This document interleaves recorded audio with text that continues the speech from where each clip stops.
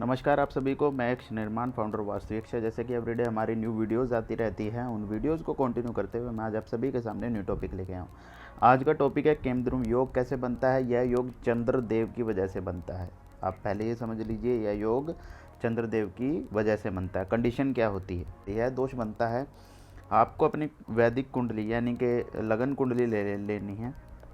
अपनी लगन कुंडली लें और लगन कुंडली के अंदर चेक करें कि चंद्र कहीं पर भी बैठे हैं, चंद्रदेव कहीं पर भी बैठे हैं, उनके एक अगले घर में और एक पिछले घर में कोई भी प्लैनेट्स नहीं होने चाहिए। मैं अभी आपको एग्जांपल दिखाऊंगा कि कैसा होना चाहिए कुंडली में।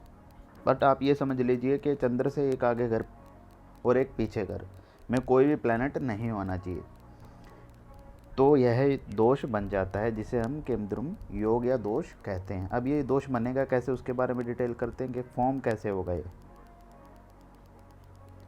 सबसे पहले आप अपनी कुंडली बना लीजिए। मैं आपको अभी दिखाता हूँ कि बनेगा कैसे।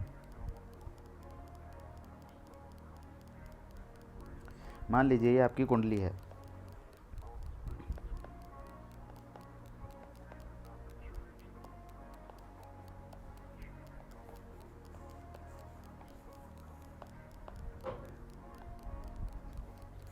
और चंद्रदेव आपके पंचम हाउस में बैठे हैं, यानी कि 5th हाउस में। मान लो चंद्रदेव आपके बैठे हैं 5th हाउस में, और आगे के घर में भी और पीछे के घर में कोई भी प्लैनेट्स नहीं होने चाहिए जब यह योग बनेगा या यह दोष बनेगा।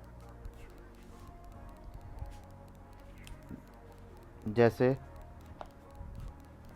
इनके पिछले घर में भी कोई नहीं है और इनके आगे वाले घर में भी कोई नहीं है। यहाँ पे इस कंडीशन में चंद्रमा का केमद्रुम दोष लग जाएगा।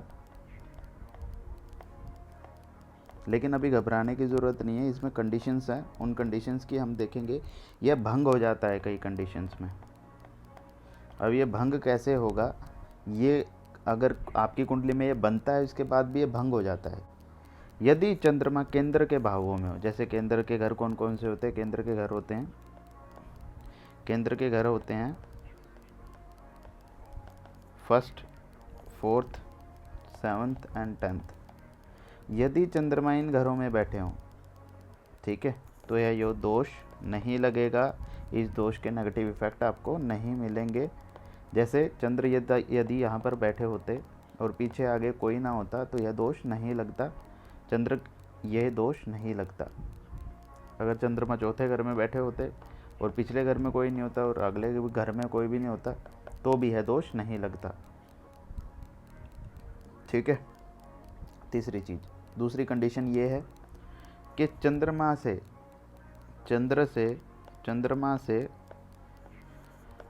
4th हाउस में, 7th हाउस में और 11th हाउस में, चंद्रमा से 4th, 7th एंड 11th। अब वो कैसे देखेंगे आप? कुंडली में वापस आ जाइए। चंद्रमा से यहाँ से आप 1 नंबर गिनिए, 2, 3 और 4। यहाँ पे अगर बृहस्पति बैठे हों, देवगुरु बृहस्पति बैठे हों, या 7वें घर में 1, 2, 3, 1, 2, 3, 4, 5, 6, 7, यहाँ पे देवगुरु बृहस्पति बैठे हों,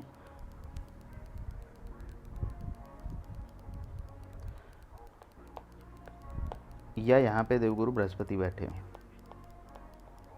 तो यह दोष नहीं लगेगा। इस कंडीशन में यह दोष भंग हो जाएगा और आपको केंद्रपति दोष नहीं लगेगा। अब हम बात कर रहे हैं आगे कि इसके दुष्प्रभाव क्या होते हैं। कंडीशंस थी कि दोष लगेगा और कब नहीं लगेगा। अब ऐसा इंसान जिसकी कुंडली में यह योग बना हुआ है, उसकी लाइफ में क्या इफ़ेक्ट होगा? वह व्यक्ति खुद को भाग्यहीन समझने लग जाता है, भाग्य के बिना या अनलकी समझने लग जाता है।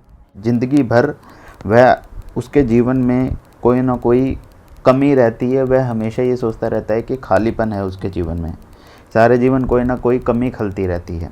अब आप पूछेंगे जी उपाय क्या हैं?